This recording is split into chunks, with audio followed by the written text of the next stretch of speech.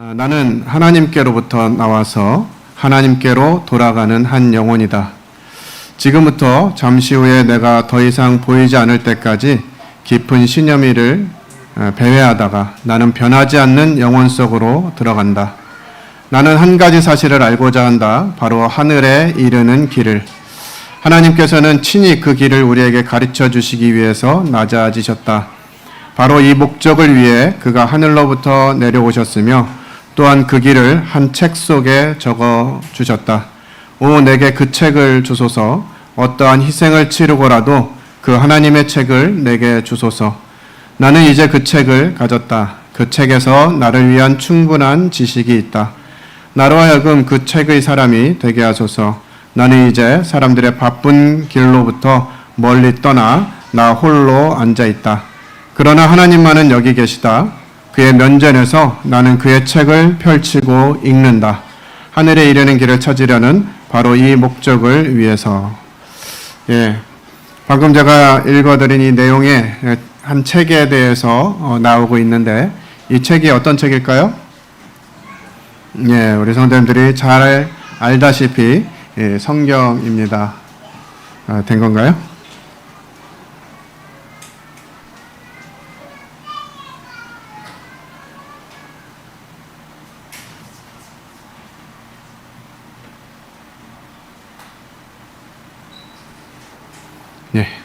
됐습니다.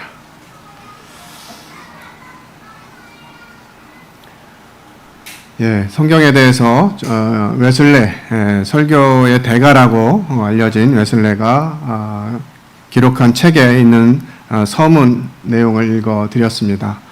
요한 웨슬레는 하나님의 말씀이 기록된 이 책 성경을 간절히 사모하고 자신이 이 땅에 살아가는 동안 유일하게 의지해야 할 그런 책으로 소개하고 있습니다.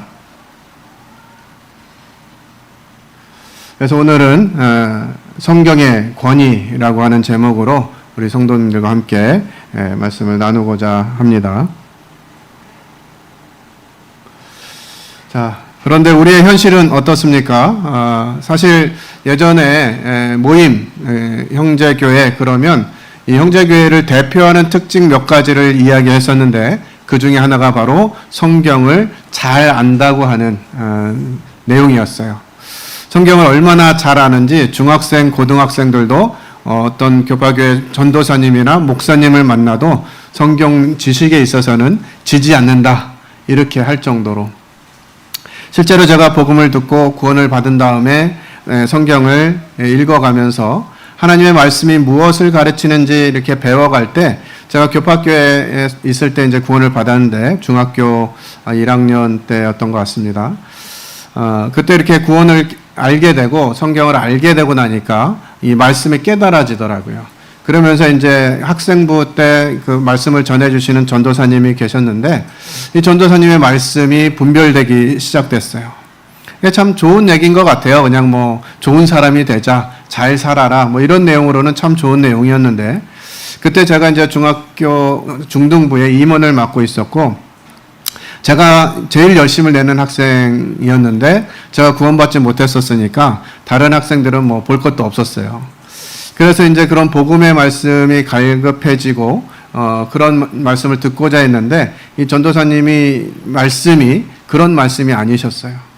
그래서 말씀을 듣고 나서 끝난 다음에 전도사님을 이렇게 찾아가서 전도사님 말씀이 참 좋으신데 지금 이 학생들에게는 뭐 잘 살아야 된다 뭐 이런 문제가 아니라 하나님을 제대로 아는 구원의 복음을 증거해야 됩니다. 이렇게 이제 말씀을 드렸더니 전도사님이 되물으셨어요. 구원의 복음이 뭐냐 물으시더라고요. 그래서 제가 예수 그리스도께서 이 땅에 오셔서 나의 과거와 현재와 미래의 모든 죄를 다 용서하셨다는 거 이것이 참 복음 아닙니까? 이렇게 이제 말씀을 드렸는데 그 전도사님이 하시는 말씀이 야 너는 믿음이 참 좋구나. 나는 과거의 죄는 용서됐다는 걸 믿지만 현재의 죄와 앞으로 지을 죄는 회개해야 된다고 믿는다. 이렇게 얘기를 하더라고요. 그래서 그런 얘기를 들으면서 이 전도사님도 구원받지 못하셨구나. 이런 생각이 들면서 제가 직접 아이들에게 복음을 전해야 되겠다. 마음을 먹고 이제 아이들을 교회로 불러서 이렇게 복음도 전하고 이렇게 했었는데, 그 정도로 이 말씀을 깨닫고 말씀 안에서 살고 말씀을 전하려고 하는 이런 열정들이 뜨거웠던 때가 있습니다. 그런데 지금은 어떻죠? 성경을 정말 그렇게 가까이 하고 있고 또 연구하고 준비하고 공부하고 이렇게 있는지 잘 모르겠습니다. 성경을 너무 모르기도 하고 또 읽지도 않고 공부하는 것은 더더욱 나랑 상관없는 일인 것처럼 살고 있는 것은 아닌지. 어떤 한 분이 주일 말씀 시간에 예수 그리스도께서 일하신 내용들이 사복음서에 잘 기록되어 있습니다, 이런 이제 설교를 들었어요. 근데 예수님이 어떤 일을 하셨나 알고 싶어서 성경의 사복음서를 찾아보려고 성경 목록을 봐도 없고 성경을 아무리 뒤져봐도 사복음서라는 책은 없는 거예요. 그래서 따질까 하다가 못 따졌다는 이런 우픈 얘기가 있습니다. 사복음서라는 성경은 없죠. 그 정도로 우리가 성경에 대해서 무지해지고 멀어졌다라고 하는 사실이에요. 또 성경에 보면 이렇게 약어가 있잖아요. 마태복음 하면 마가복음 하면 막 이렇게 되어 있거든요. 마가복음인데 왜 막이에요? 뭐 이렇게 이제 이런 거 묻는 경우들도 있어요. 그래서 우리가 이런 부분들에 있어서 정말 하나님은 우리에게 정말 필요하고 우리에게 유일하게 하나님을 안내해 주는 책으로 이 성경 말씀을 기록해 주셨는데, 우리가 이렇게 성경을 가까이 하지 않는다. 밑에 있는 내용처럼 성경은 그냥 덮어두고 믿는 책이다, 이렇게 생각을 하는 거죠. 교회에서 뭐 말씀하시면 그 말이 맞겠지 라고 생각하고 그냥 누가 말하면 그것이 사실인 것처럼 이렇게 이해하고 받아들이고 있다고 하는 것이에요. 저희 만찬상에 떡이 빵으로 바뀐 지가 이제 몇 주 됐죠. 떡으로 하는 게 성경적입니까? 빵으로 하는 게 성경적입니까? 어떤 게 성경이 가르치는 바죠? 영어권에 있는 사람들은 빵으로 하고 동양권에 있는 사람들은 떡으로 하나요? 이런 문제가 아닌 거예요. 그런데 우리가 이 말씀이 아닌 부분들에 대해서는 굉장히 강조하면서 말씀이 기록하고 있는 부분들에 대해서는 오히려 소홀히 하고 있는 이런 영역이 있지 않은가 하는 생각을 하게 됩니다. 성경은 덮어놓고 믿는 것이 아니라 열어서 그 내용이 무엇인지 확인하고 하나님의 말씀이 어떤 것을 의미하고 있고 나에게 무엇을 말씀하시는지를 기억하고 대해야 된다라고 하는 것이죠. 우리 학부 형님들 학교 공부 아이들이 열심히 하는 거 기대하시죠. 좋은 성적을 얻고 좋은 대학을 가는 거 기대하시잖아요. 근데 우리 아이들이 하나님의 말씀을 열심히 배우고 하나님의 이 아이들의 미래를 위해서 성경 과외를 좀 시키고 싶다, 이런 마음 먹어보신 적 있으세요? 학교 공부를 위해서는 학원도 보내고 과외도 붙이고 막 하는데 이 성경을 알게 하는 일을 위해서는 우리가 그만큼 투자하지 않고 있다고 하는 것이죠. 그러다 보니까 아이들이 교회에 오면은 또 여러 말 듣기 싫으니까 맞습니다, 믿습니다 이렇게 얘기합니다. 그런데 학교 가면 아이들이 교회에서 배운 내용들하고 너무 다른 내용들을 많이 배우고 있거든요. 그런데 학교 가서 듣고 배우는 내용들에 대해서는 맞습니다 그래요. 교회에 오면 세상을 지으신 분이 하나님이라고 믿는다고 얘기하는데 학교를 가면 사람은 진화된 존재다라고 하는 말에 맞습니다라고 대답하고 있다고요. 그러다 보니까 이 성경의 권위가 점점 우리들의 삶과는 멀어지고 있는 이런 모습을 보게 됩니다. 우리 디모데후서 3장 16절 17절 같이 읽겠습니다. 시작. 모든 성경은 하나님의 감동으로 된 것으로 교훈과 책망과 바르게 함과 의로 교육하기에 유익하니 이는 하나님의 사람으로 온전하게 하며 모든 선한 일을 행할 능력을 갖추게 하려 함이라. 우리는 이 말씀을 자주 읽었고 성경에 대해서 이야기할 때마다 언급되어지는 구절입니다. 모든 성경은 하나님의 감동으로 되었다라고 기록하고 있어요. 그렇다면 이 감동은 무엇일까요? 이 성경은 지금 약 3,500년 전 모세로부터 약 1,900년 전에 사도 요한까지 한 1,600여 년간의 시간 동안 기록이 되어졌습니다. 그리고 이것을 기록한 사람들은 한 40여 명 돼요. 다양한 직업군이 있습니다. 왕도 있고 선지자도 있고 뭐 목동도 있고 제사장도 있고 뭐 어부도 있고 이런 다양한 40명의 사람들이 1600여 년간 기록한 것이 바로 성경이에요. 많은 사람들은 생각하죠. 저렇게 많은 사람들이 또 저렇게 오랜 시간 동안 기록되었는데 저것이 어떻게 하나님 말씀일 수가 있어? 어떻게 한결같은 한 가지 주제로 동일한 맥락으로 말씀할 수가 있어? 아마 성경은 누군가에 의해서 그냥 이렇게 엮어진 걸 거야 라고 하는 이론적인 비판이 가능한 이런 내용입니다. 그럼에도 불구하고 저 40명의 사람들이 또 1600여 년간 다른 나라, 다른 문화, 다른 사상을 가지고 있던 사람들이 성경을 기록했는데 놀랍게도 이 성경의 주제는 단 하나입니다.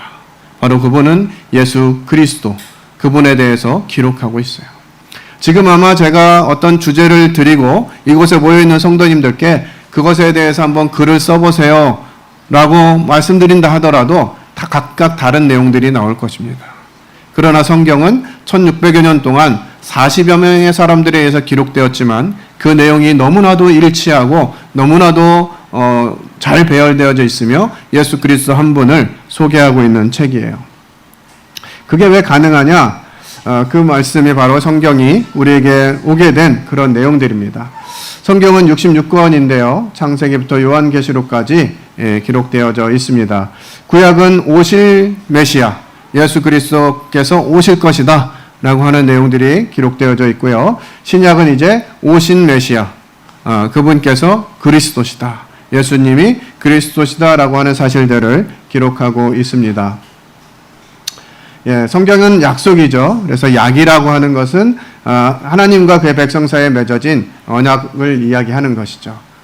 아우구스티누스는 두 언약의 관계를 이렇게 표현했습니다. 구약은 신약 속에 밝히 드러나고 신약은 구약 속에 감춰져 있다. 두 언약의 주제는 그리스도입니다. 구약은 예수 그리스도가 오신다. 신약은 예수 그리스도가 오셨다입니다.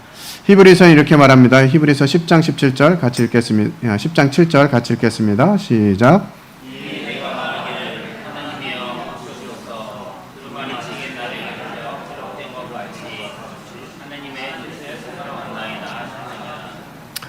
우리 예수님께서도 말씀하실 때 구약에 있는 부분들을 말씀하시면서 구약에 그런 내용들이 기록되어 있는데 그 말씀을 이루러 왔다라고 말씀해 주고 계시죠. 성경은 크게 이렇게 나눌 수가 있습니다. 구약 39권은 역사서 17권, 시문서 5권, 예언서 17권 이렇게 기록되어 있고요. 신약은 역사서 5권, 서신서 21권, 예언서 1권 이렇게 27권이 기록되어 있습니다. 그래서 성경은 모두 합치면 몇 권이요? 66권. 그래서 39, 27, 합이 66 이렇게 외우시면 됩니다.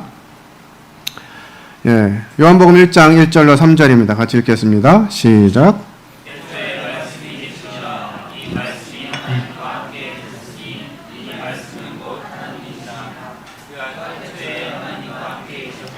만물이 그로 말미암아 지은 바 되었으니 지은 것이 하나도 그가 없이는 된 것이 없느니라.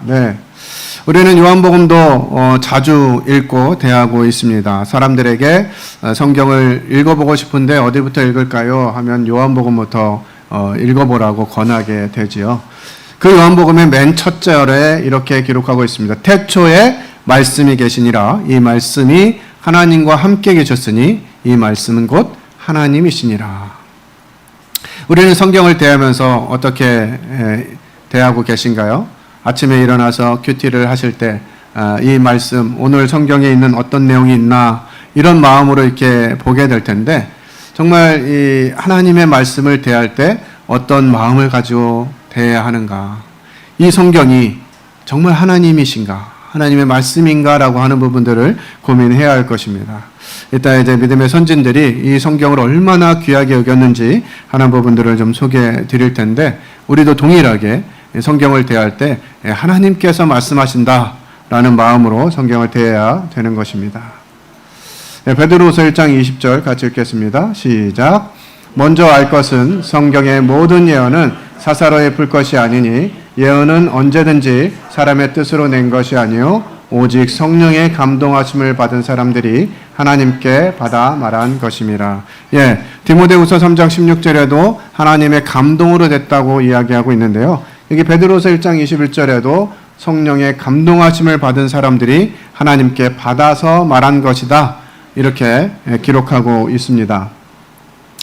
예, 국어사전을 찾아보니까 감동, 영감 이것이 무엇인가 국어사전적 의미를 보니까 신령스러운 예감이나 느낌, 창조적인 일의 계기가 되는 기발한 착상이나 자극이라고 합니다. 그러니까 하나님께서 사람들에게 이 성경을 기록하게 하실 때 이와 같은 하나님의 이 느낌으로 하나님의 성품으로 하나님의 완전하신 능력으로 사람들에게 이것을 기록하게 하셨다라는 것이에요. 영감에 대한 이론이 이제 그 범위에 따라서 기록되어 있는데요. 뭐 사상 영감설, 부분 영감설, 완전 영감설 이렇게 나눠져 있습니다. 사상 영감설은 하나님의 영감은 인간의 사상에만 적용이 됐고 표현된 언어나 또 이런 것은 기록된 이 기록자의 의지와 선택에 따랐다. 뭐 이런 견해입니다. 하지만 이 언어가 사상을 표현하는 수단이기 때문에 이 사상과 불가분의 관계이므로 사상만의 영감은 설득력이 약하죠. 두 번째로 부분 영감설입니다. 성경 중에 어떤 부분은 영감이 된 반면 교리적이나 도덕적이나 신약 성경 이런 부분들은 영감이 됐지만 다른 부분들 뭐 역사적이나 과학적, 연대적 부분이나 구약 성경은 영감되지 않았다. 뭐 이렇게 이제 해석하는 견해예요. 그런 성경의 기록들은 서로 밀접히 연관되어 있기 때문에 부분적으로 영감되었다는 것도 설득력이 약합니다. 우리는 이 완전 영감설을 믿고 있습니다. 성경 전체가 영감되었다는 견해예요.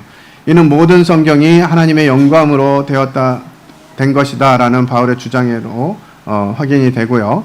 특별히 성령께서 성경에 쓰신 용어나 문체 표현까지 영감하셨기 때문에 성경의 각 부분, 각각의 단어에 이르기까지 하나님의 뜻과 의지를 발견할 수 있습니다. 이 완전 영감설, 특별히 이제 축자 영감설이라고 하는데요. 이 내용에는 조금 저희가 이해가 안 되는 영역이 좀 있기는 합니다. 하나님께서 성경을 어떻게 기록하라고 하셨을까요? 사람들에게. 다윗이 성경을 많이 기록했는데 하나님이 다윗에게 다윗 지금부터 받아 적어 하면서 하나님이 일일이 문자적으로 가르쳐 주셨느냐?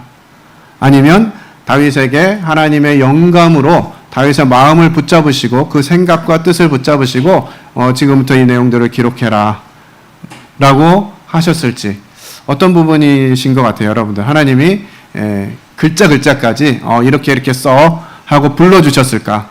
아니면 그 사람에게 맞는 내용, 그 상황들을 보시면서 하나님이 영감하셔서 그 사람이 하나님의 말씀을 잘 기록할 수 있도록 그에게 감동을 주었는지 저는 아무래도 이제 후자 쪽에 가깝다라고 생각이 들어요. 왜냐하면 성경을 보면 각 사람의 개성이나 특징 또 직업적인 부분이나 이런 처해진 환경 이런 부분들이 반영되어 있는 성경들이 많이 있잖아요. 그러다 보니까 하나님이 자 지금부터 받아 적어 이렇게 받아쓰기를 시키신 건 아닌 것 같아요. 하지만 그 사람들을 통해서 하나님의 완전하신 뜻을 기록하도록 그렇게 하나님이 인도해 주셨다고 믿습니다. 그래서 구약의 이제 성경들을 보면 이런 말씀들이 많이 기록되어 있어요. 여호와께서 이르시되, 그러니까 하나님께서 기록하라 말씀하시면서 이것을 기록하라라고 이렇게 하셨다는 거죠. 여호와께서 이르시되. 또 데살로니가서 2장 13절에 보면 하나님의 말씀을 받을 때 사람의 말로 받지 아니하고, 이게 하나님의 말씀을 받는 사람들의 특징이죠. 하나님의 말씀으로 받는 것이요. 누가 설교를 하느냐, 여기 이게 중요한 게 아니라 그 설교자의 입에서 나오는 말씀이 하나님의 말씀이다라고 하는 태도로 성경을 받는다고 하는 것이에요. 또 출애굽기에도 여호와께서 모세에게 이르시되 이것을 책에 기록하여 기념하라 이렇게 말씀하셨어요. 그러니까 하나님은 필요한 말씀들을 각각의 사람들에게 기록하도록 하셨다고 하는 것입니다. 또 민수기에는 모세가 여호와의 명령대로 그 노정을 따라 그들이 행진한 것을 기록했다라고 쓰고 있어요. 또 서판에 기록하며 책에 써라 또 이렇게 말씀하고 있고요. 여호와의 말씀이 내게 임해서, 에스겔에 보면 이런 말씀들이 자주 나오죠. 저희도 에스겔 강해를 재작년에 이렇게 했었는데 여호와께서 여호와의 말씀이 내게 임하여 이런 표현들이 굉장히 많이 되어져 있습니다. 베드로후서 1장 20절 21절가 살펴본 대로 성경은 오직 성령의 감동하심을 받은 사람들이 하나님께 받아 말한 것이다 라고 기록하고 있습니다. 자, 같이 읽어보겠습니다. 시작. 성경은 하나님의 말씀이며 오류 없는 진리의 말씀이요 신적 권위를 가진 말씀이 되는 것입니다. 자, 하나님께서는 이제 여러 사람들에게 이 성경을 기록하게 했어요. 그래서 성경의 저자가 40명이다 이렇게 말하는 것은 사실 정확한 표현은 아닌 것 같고요. 성경의 기록자가 40여 명이다 이렇게 말하는 것이 맞는 것 같습니다. 그리고 성경의 저자는 누구예요? 하나님이신 것이죠. 하나님이 성경을 기록하신 분이에요. 다만 그 기록을 하는 사람들이 있었던 것뿐이죠. 그래서 기록자들은 40여 명이 있지만 성경의 저자는 하나님이시다라고 하는 것들을 보게 되고요. 그래서 성경은 하나님의 말씀이라는 거죠. 오류가 없는 진리의 말씀이에요. 신적 권위를 가진 말씀이 되는 것입니다.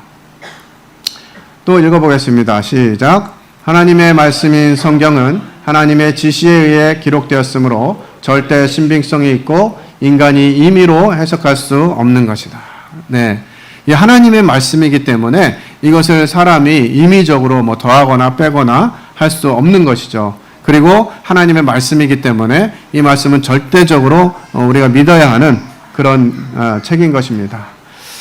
그럼 좀 이런 생각이 들을 수 있어요. 이렇게 오랫동안 하나님이 기록하셨다고 하는데 그 성경을 기록한 다음부터 원본이 지금 우리에게 있는 게 아니잖아요. 하나님이 처음에 사람들로 인해서 기록하게 한 원본이 우리에게 주어져 있지 않다 보니까 이 성경을 옮겨 쓰고 복사하면서 혹시 다른 내용들이 들어가지 않았을까 이런 생각을 좀 할 수도 있죠. 또 이렇게 시간이 오래되고 사람들도 바뀌고 언어도 바뀌고 이러니까 그런 내용들이 좀 달라졌을 거야 이렇게 생각이 들 수도 있는데 어떻게 우리에게 이 구약에 기록된 하나님이 하나님의 사람들을 통해서 기록한 이 성경이 정확하게 우리에게까지 이르렀는지 살펴보도록 하겠습니다. 우리가 가지고 있는 이 66권의 성경을 정경이라고 합니다. 정경이라는 말은 이제 캐논이라는 뜻으로 기준이다 이런 의미를 가지고 있습니다. 그러니까 하나님께서는 우리에게 이 기준을 허락해 주신 것이에요. 구약의 39권, 신약의 27권 이렇게 나눠져 있습니다. 이 구약 성경은 AD 90년에 랍비들의 모임인 얌니아 공의회에서 39권의 구약 정경이 최종 확인이 됩니다. 이 얘기는 무슨 얘기겠어요? 이게 성경이다, 성경 이런 내용도 들어가야 된다, 이런 내용들이 많이 있었다는 것이에요. 사단은 하나님의 말씀인 성경이 완성되어지는 것들을 방해하고 그것들을 이루어지지 않게 하기를 여러 방법으로 시도했던 것들을 보게 돼요.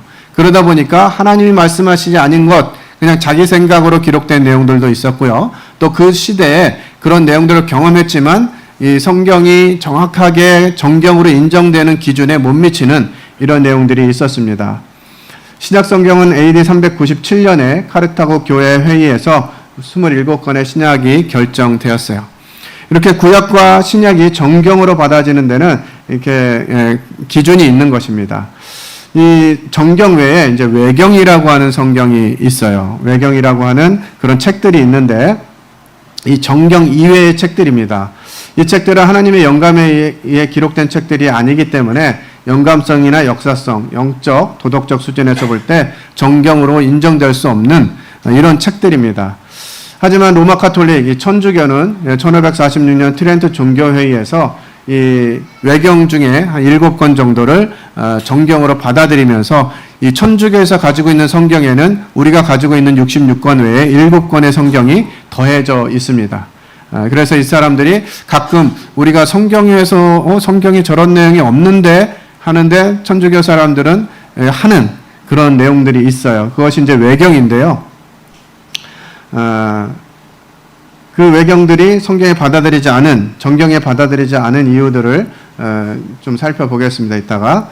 그리고 이제 정경 외에 외경이 있는가 하면 위경이라는 내용들도 있었어요.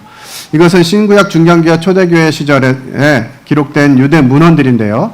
구약의 정경이나 외경에 들지 않는 기록들을 가리킵니다. 그러니까 이거는 외경보다도 더 이상한 책들이에요. 그래서 전혀 이렇게 하나님의 말씀이라고 이해할 수 없고 받아들이기 힘든 이런 내용들이 기록되어져 있습니다. 그렇다고 해서 뭐 나쁜 내용들이나 이렇게 그런 내용들이 기록된 것은 아닌데 정경으로 받아들이기에는 어려운 그런 책들이 있습니다. 그것을 위경이라고 합니다. 자, 외경과 위경이 정경이 안 된 이유는 외경 자체가 구약 성경과 같은 권위를 주장하지 않아요. 그러니까 하나님께서 말씀하셨다, 하나님께서 기록하라고 하셨다, 이런 내용들이 이제 거의 없는 것이죠. 그리고 그 책들을 기록한 유대인들이 하나님의 말씀으로 간주하지 않았다. 유대인들은 이 하나님의 말씀이 어떻게 주어지고 어떻게 내려왔는지 그것들을 계속 읽으면서 거의 외우다시피 이 성경들이 쭉 내려왔기 때문에 어떤 내용들을 듣게 될 때 이거는 하나님 말씀이 아닌 것 같아라고 분별하는 것이 쉬웠다는 것이죠.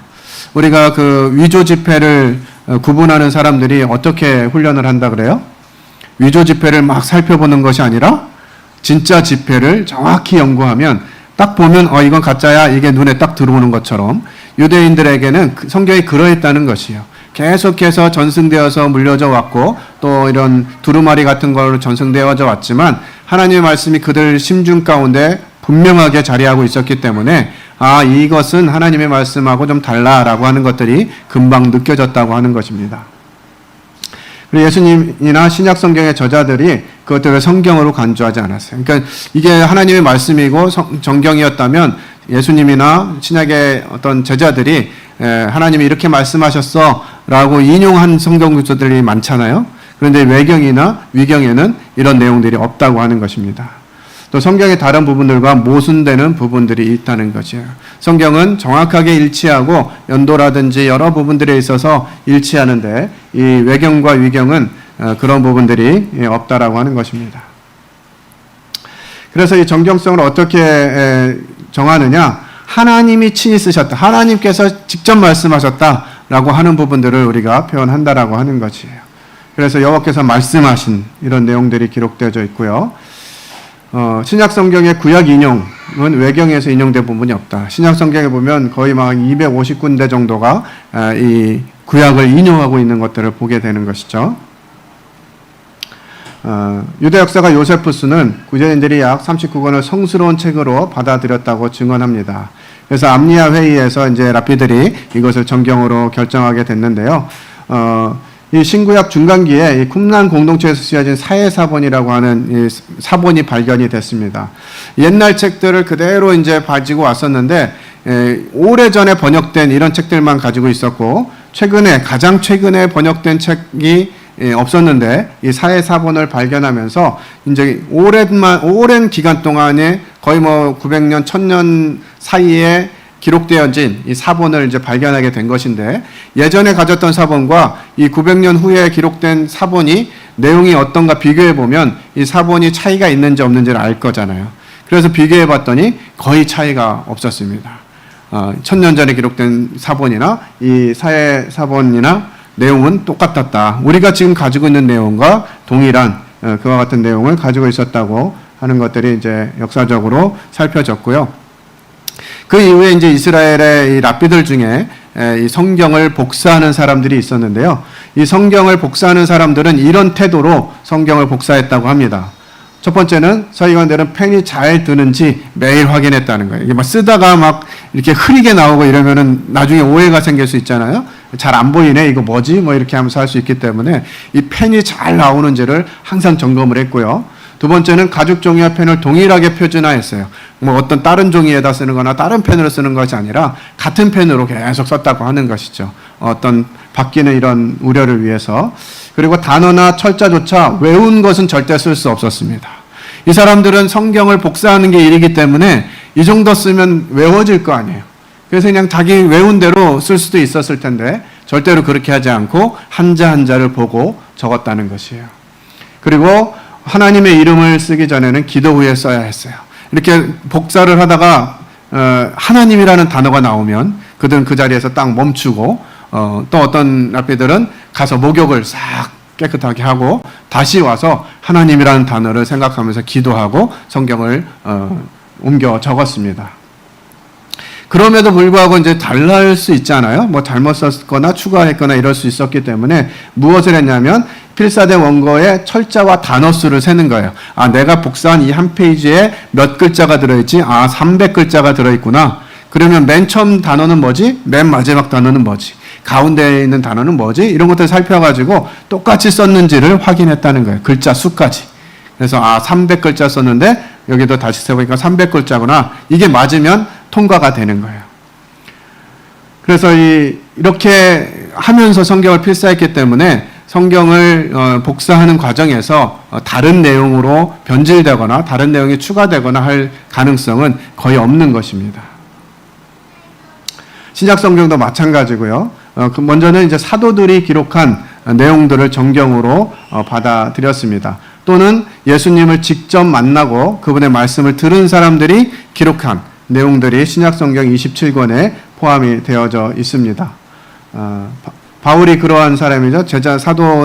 제자들과 함께 있지는 않았지만 개인적으로 예수 그리스도를 만나고 하나님께 들은 말씀을 기록한 그런 내용들이 기록되어 있고요. 또 마가는 이 베드로와 함께 있으면서 그것들을 들어서 기록한 사람들, 또 누가도 바울의 동역자로 안내해주고 있죠. 그래서 이렇게 구약 성경이 정경이 되고 신약 성경이 정경이 되면서 우리는 처음에 살펴봤던 대로 구약 성경은 오실 메시아, 신약 성경은 오신 메시아에 대해서 기록하고 있다라고 하는 부분들인데요. 성경을 다 살펴보면 이렇게 내용들이 기록되어져 있습니다. 오실 메시아, 구약의 메시아는 어떤 분인다? 처형을 당할 것이다. 슬개즙 탄 포도주가 주어진다. 메시아의 옷을 나누어 가진다. 뼈가 부러지지 않는다. 죽음에서 부활한다. 하나님 오른편에 가신다. 이런 내용들이 기록되어 있어요. 메시아는 베들레헴에서 태어난다. 처녀의 몸을 통해서 태어난다. 모세와 같은 예언자이다. 승리하며 예루살렘에 돌아온다. 자기 고향에서 배척당한다. 비난을 받는다. 이런 내용들이 구약에 다 기록되어져 있는데 예수님이 이 땅에 오셔가지고 신약에서 이 문자 그대로 내용들이 성취되고 있는 사실들을 우리는 알 수가 있습니다. 그래서 하나님께서 우리에게 이와 같이 정확하게 하나님의 뜻을 보존하시면서 전달하신 성경을 통해서 우리는 하나님이 어떤 분이신가 하는 것들을 배우게 되고요. 또 나는 어떤 존재인가 하는 것들을 배우게 됩니다. 그리고 그리스도께서 하신 말씀들, 우리에게 어떤 부분들이 필요한지를 알게 되는 것이죠. 성경은 사람을 향한 하나님의 목적을 분명하게 계시해 주고 있습니다. 그래서 우리가 하나님이 원하시면 이라고 할 때 이것을 우리들의 그냥 생각이나 추측, 감정, 이런 지식 이런 걸로 하는 것이 아니라 성경이 무엇라고 말하고 있는지를 정확히 살펴야 되는 것이죠. 그리고 이 성경을 우리가 정말 신뢰하고 따라갈 수 있는 이유들 중에 몇 가지는 또 이제 이 복음을 깨달은 사람들이 다시 복음 전도자가 된다라고 하는 것이에요. 그리고 하나님의 말씀을 받은 사람들의 행동이 변화되죠. 이거 없어가지고 좀 고민되는 경우들이 최근에 많아지고 있는데 삶이 달라질 수밖에 없습니다. 또 양심이 예민해지죠. 죄에 대해서 둔감하다가 죄에 예민해지는 그런 상황이 되는 것입니다. 디모데후서 3장 16절의 말씀처럼 성경은 하나님의 말씀이고 하나님께서 감동으로 주신 것, 숨을 내셨다라는 표현으로 표기되기도 합니다. 그래서 우리는 단순히 지식을 얻기 위해서 성경 앞에 나와서는 안 되는 것이고요. 우리 주님 앞으로 가서 성경이 곧 내게 대하여 말하는 것이니라 하신 주님의 음성을 기억하면서 성경을 대해야 되는 것입니다. 우리는 지난 수세기에 걸쳐서 하나님 말씀하신 것이 성경에 기록되어 왔고요. 이 성경은 바로 하나님이 나타나심입니다. 그리고 하나님이 이루신 이와 같은 사실들을 기록해 주고 계셔요. 그래서 우리는 성경을 읽으면서 하나님이 하시는 일, 하나님의 뜻을 이해하고 받아들일 수 있는 것이죠. 마틴 루터는 이와 같이 고백합니다. 세상에는 오직 한 권의 책, 성경이 있고 오직 한 인격인 예수 그리스도가 있다. 종교개혁을 한 마틴 루터는 이 성경을 유일한 책으로 인식했습니다. 허드슨 테일러는 나는 지금 막 성경을 한번 완독하였다. 이것이 40년 동안 40번째 기록이다. 우리의 믿음의 선조 조지 밀러죠. 나는 성경을 100번 완독했는데 읽을 때마다 새롭고 고무적인 것들을 발견했다. 좀 놀라운 것이죠. 같은 책을 반복해서 읽는데 읽을 때마다 다른 것들을 알게 되는 이 놀라운 것이 성경에 반영되어 있습니다. 워치먼이 나는 신약을 수백 번 읽었다. 성경은 매일 연속적으로 읽어야 한다. 구약과 신약을 함께 읽는 것이 좋다. 읽을 때의 속도는 너무 빠르지 말아야 하며 매일 체계적으로 읽어야 한다. 가능하다면 하루에 한두 구절들을 암기해보라. 이렇게 이야기합니다. 위트니스리라고 하는 분은 이렇게 이야기합니다. 구원받았을 때 나는 성경을 사랑하기 시작했고 하나님의 말씀을 읽는 것을 즐겼다. 성경을 읽을 때마다 나는 빛 비춤을 받았고 비교할 수 없는 달콤함을 맛봤다. 나는 성경을 무척이나 사랑하며 매일 밤 침대 곁에서 무릎을 꿇고 기도한 후에도 성경을 내려놓으려 하지 않았다. 오히려 침대로 성경을 가져가서 베개 곁에 두었다. 등불 아래서 잠깐 동안 성경을 다시 읽은 후에 나는 아주 달콤함을 느꼈다. 아침에 일어날 때 나는 즉시 손을 뻗어 성경을 읽었다. 물론 돌이켜보건대 그것은 하나님이 내게 주신 은혜였음을 시인한다. 성경을 사랑하고 말씀 안에 있는 저를 사모함으로 나는 주님의 먹이심과 목양하심을 받았다.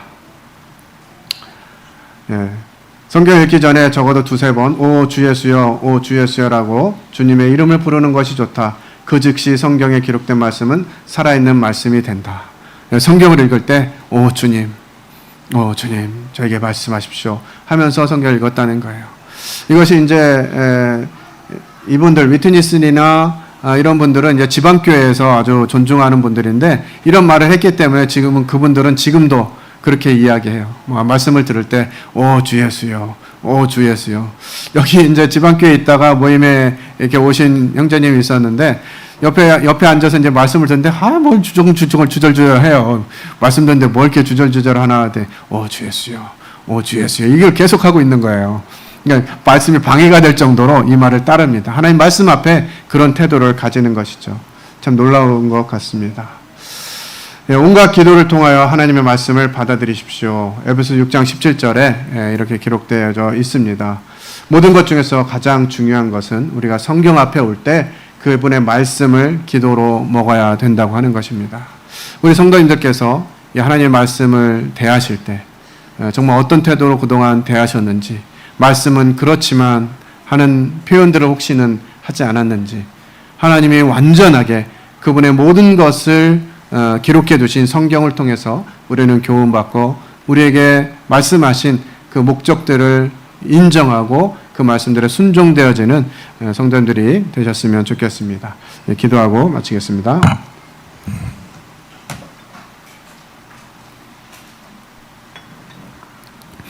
아버지 하나님 감사를 드립니다.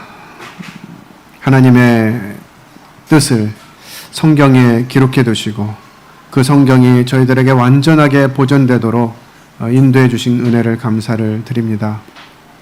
저희가 하나님의 뜻대로 살고 싶다고, 하나님을 사랑한다고 표현하면서 하나님의 말씀을 멀리하고 있는 것은 아닌지 돌아보게 됩니다. 이제 다시 하나님께서 우리에게 주신 이 권위 있는 성경을 하나님의 음성으로 듣게 하시고, 하나님의 말씀을 들을 때 마치 하나님이 내 앞에서 음성으로 말씀하시는 것처럼 구하게 하시고 듣게 하시고 그 말씀에 순종되어지는 귀한 성도들 될 수 있도록 도와주시기를 원합니다. 인도하신 하나님께 감사를 드리며 살아계신 하나님 아들 예수 그리스도의 이름으로 기도했습니다. 아멘.